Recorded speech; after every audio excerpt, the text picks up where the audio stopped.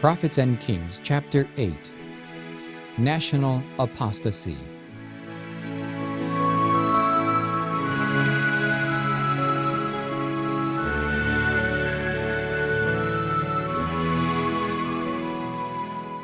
From the time of Jeroboam's death to Elijah's appearance before Ahab, the people of Israel suffered a steady spiritual decline. Ruled by men who did not fear Jehovah and who encouraged strange forms of worship, the larger number of the people rapidly lost sight of their duty to serve the living God and adopted many of the practices of idolatry. Nadab, the son of Jeroboam, occupied the throne of Israel for only a few months. His career of evil was suddenly stopped by a conspiracy headed by Baasha, one of his generals, to gain control of the government. Nadab was slain, with all his kindred in the line of succession, according unto the saying of the Lord, which he spake by his servant Ahijah the Shilonite, because of the sins of Jeroboam which he sinned, and which he made Israel sin. Thus perished the house of Jeroboam. The idolatrous worship introduced by him had brought upon the guilty offenders the retributive judgments of heaven. And yet the rulers who followed, Baasha, Elah, Zimri, and Omri, during a period of nearly 40 years, continued in the same fatal course of evil doing. During the greater part of this time of apostasy in Israel, Asa was ruling in the kingdom of Judah. For many years, Asa did that which was good and right in the eyes of the Lord his God. For he took away the altars of the strange gods and the high places, and brake down the images, and cut down the groves, and commanded Judah to seek the Lord God of their fathers, and to do the law and the commandment. Also he took away out of all the cities of Judah the high places and the sun images, and the kingdom was quiet before him. The faith of Asa was put to a severe test when Zerah the Ethiopian, with an host of 1,000,000 and 300 chariots, invaded his kingdom. In this crisis, Asa did not put his trust in the fenced cities in Judah that he had built, with walls and towers, gates and bars, nor in the mighty men of valor in his carefully trained army. The king's trust was in Jehovah of hosts, in whose name marvelous deliverances had been wrought in behalf of Israel of old. Setting his forces in battle array, he sought the help of God. The opposing armies now stood face to face. It was a time of test and trial to those who serve the Lord. Had every sin been confessed? Had the men of Judah full confidence in God's power to deliver? Such thoughts as these were in the minds of the leaders. From every human viewpoint, the vast hosts from Egypt would sweep everything before it. But in time of peace, Asa had not been giving himself to amusement and pleasure. He had been preparing for any emergency. He had an army trained for conflict. He had endeavored to lead his people to make their peace with God. And now, although his forces were fewer in number than the enemy, his faith in the one whom he had made his trust did not weaken. Having sought the Lord in the days of prosperity, the king could now rely upon him in the day of adversity. His petitions showed that he was not a stranger to God's wonderful power. "It is nothing with thee to help," he pleaded, "whether with many or with them that have no power. Help us, O Lord our God, for we rest on thee, and in thy name we go against this multitude. O Lord, thou art our God. Let not man prevail against thee." The prayer of Asa is one that every Christian believer may fittingly offer. We fight in a warfare not against flesh and blood, but against principalities and powers, and against spiritual wickedness in high places. In life's conflict, we must meet evil agencies that have arrayed themselves against the right. Our hope is not in man, but in the living God. With full assurance of faith, we may expect that he will unite his omnipotence with the efforts of human instrumentalities for the glory of his name. Clad with the armor of his righteousness, we may gain the victory over every foe. King Asa's faith was signally rewarded. The Lord smote the Ethiopians before Asa and before Judah, and the Ethiopians fled. And Asa and the people that were with him pursued them unto Gerar. And the Ethiopians were overthrown, that they could not recover themselves, for they were destroyed before the Lord and before his host. As the victorious armies of Judah and Benjamin were returning to Jerusalem, the Spirit of God came upon Azariah the son of Oded. And he went out to meet Asa, and said unto him, Hear ye me, Asa, and all Judah and Benjamin. The Lord is with you, while ye be with him. And if ye seek him, he will be found of you. But if ye forsake him, he will forsake you. Be ye strong therefore, and let not your hands be weak, for your work shall be rewarded. Greatly encouraged by these words, Asa soon led out in a second reformation in Judah.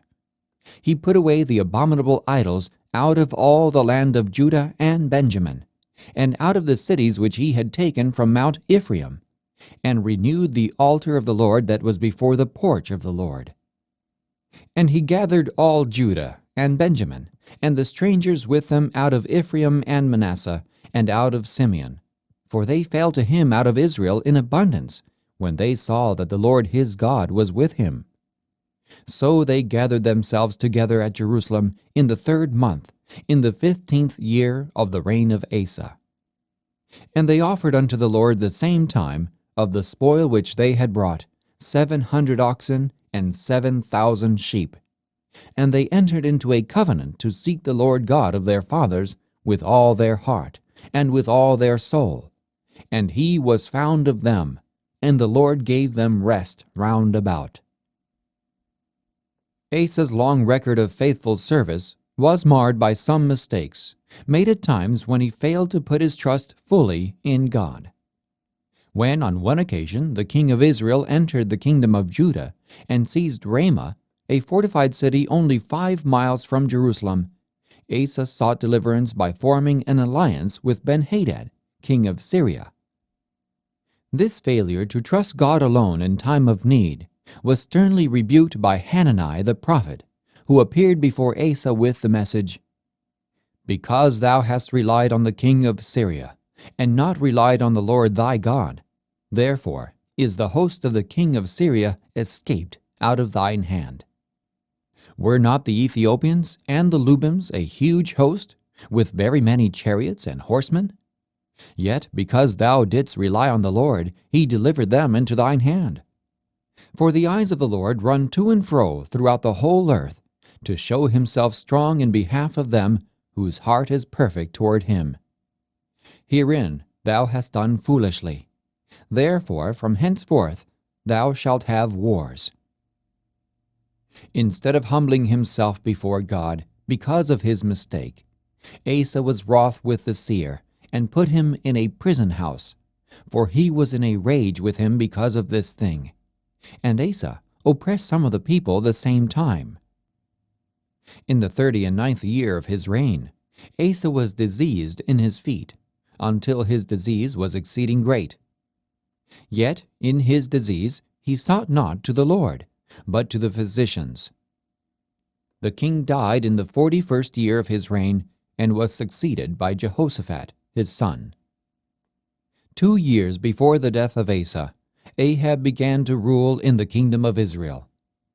From the beginning, his reign was marked by a strange and terrible apostasy. His father Omri, the founder of Samaria, had wrought evil in the eyes of the Lord, and did worse than all that were before him. But the sins of Ahab were even greater. He did more to provoke the Lord God of Israel to anger than all the kings of Israel that were before him, acting as if it had been a light thing for him to walk in the sins of Jeroboam, the son of Nebat. Not content with encouraging the forms of religious service followed at Bethel and Dan, He boldly led the people into the grossest heathenism by setting aside the worship of Jehovah for Baal worship. Taking to wife Jezebel, the daughter of Ethbaal, king of the Zidonians, and high priest of Baal, Ahab served Baal and worshipped him. And he reared up an altar for Baal in the house of Baal, which he had built in Samaria. Not only did Ahab introduce Baal worship at the capital city, but under the leadership of Jezebel he erected heathen altars in many high places, where, in the shelter of surrounding groves, the priest and others connected with this seductive form of idolatry exerted their baleful influence until well nigh all Israel were following after Baal.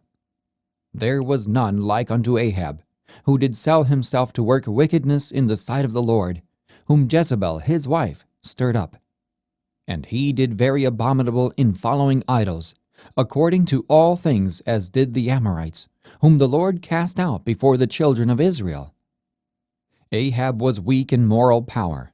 His union by marriage with an idolatrous woman of decided character and positive temperament resulted disastrously, both to himself and to the nation. Unprincipled and with no high standard of right doing, his character was easily molded by the determined spirit of Jezebel.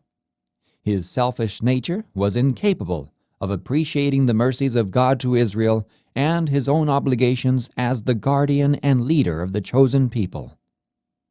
Under the blighted influence of Ahab's rule, Israel wandered far from the living God and corrupted their ways before him. For many years they had been losing their sense of reverence and godly fear, and now it seemed as if there were none who dared expose their lives by openly standing forth in opposition to the prevailing blasphemy. The dark shadow of apostasy covered the whole land. Images of Balaam and Ashtoreth were everywhere to be seen. Idolatrous temples and consecrated groves, wherein were worshipped the works of men's hands, were multiplied. The air was polluted with the smoke of sacrifices offered to false gods. Hill and vale resounded with the drunken cries of a heathen priesthood, who sacrificed to the sun, moon, and stars. Through the influence of Jezebel and her impious priest, the people were taught that the idol gods that had been set up were deities, ruling by their mystic power the elements of earth, fire, and water.